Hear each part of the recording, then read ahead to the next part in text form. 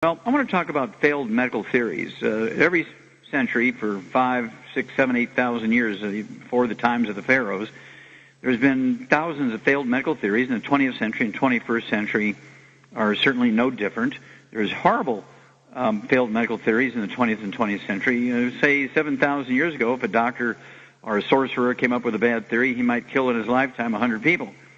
Well, today, through the industrialized world, one doctor with a bad theory can kill billions of people. Okay, been done. And we'll talk about, let's look at the genetic theory. There's not a single disease that's transmitted genetically. There's not a single birth defect that's caused by bad genes.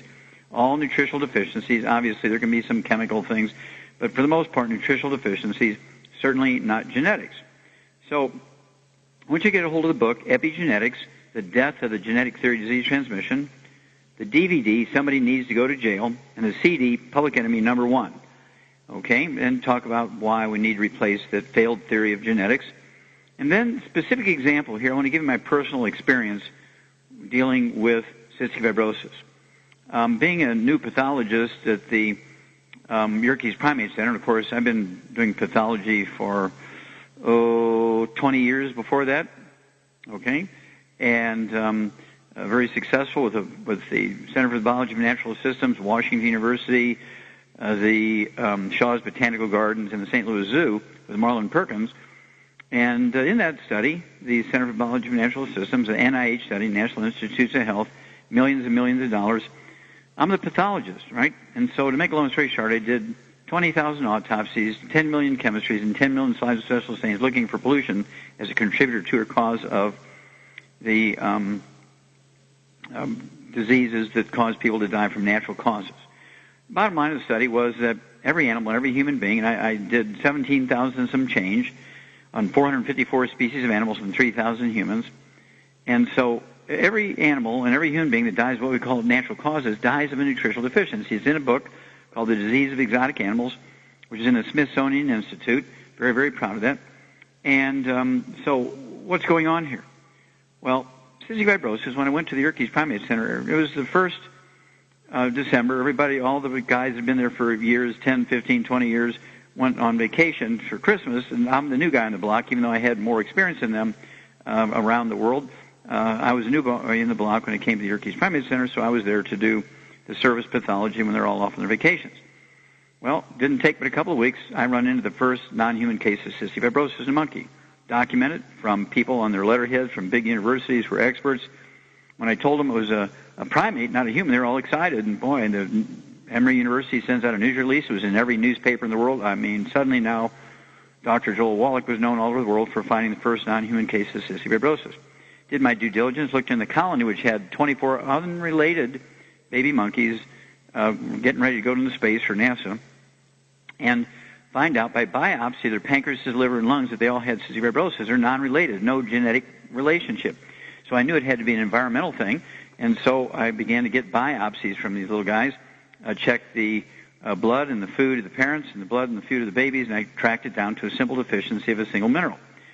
And wrote it all up, got it documented, had blood samples to prove it, and I got fired for it because Wallach, you must be sniffing glue. Everybody knows cystic fibrosis is genetic. I said, well, that's a prevailing theory, but why don't you call together a committee like you'd be challenging a new PhD graduate who, has a thesis, you want to challenge them, you get the experts. Well, get an expert in cystic fibrosis, get 3 of them.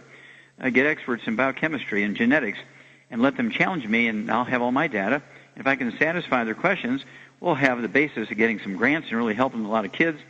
And if I can't answer their questions properly and give them proper data to satisfy them, they go ahead and fire me. Oh, no, Wallach, we know that cystic fibrosis is genetic and you're fired. Of course, I know that they were just doing that to protect their jobs. That was in 1978. Well, 2005, the federal government defunds primate research, too expensive. And so the International Laboratory Animal Research Journal, which is from the National Science Foundation, has a last-ditch effort. The entire issue is designed to talk about all the wonderful things that came out of primate research for humans. In the 20th century, they said there were top 10 accidental discoveries that really helped humanity. Number 2, out of the top 10, number 2, second only to number 1, right, was the discovery of a non-human case of cystic fibrosis. Then at the end of the paragraph discussed it, they said, Emory University refused to release the name of the young pathologist who had made the discovery, close brackets. That's me. I mean, I must have been terrible because they didn't want to give out my name. Well, of course, when they fired me, I went back to school, became an naturopathic physician, 1978, and I've been practicing as a primary care physician ever since. And so this is to help people. Well, this is the sort of things that the scientists will protect their environment. They will protect their jobs. They will protect their legacy. Okay? Even if it kills thousands or maybe millions of people who need that information. I mean, it's really scary when you think about it, how much power these people have. And Emory University should be ashamed. Yerkes Primate Center should be ashamed.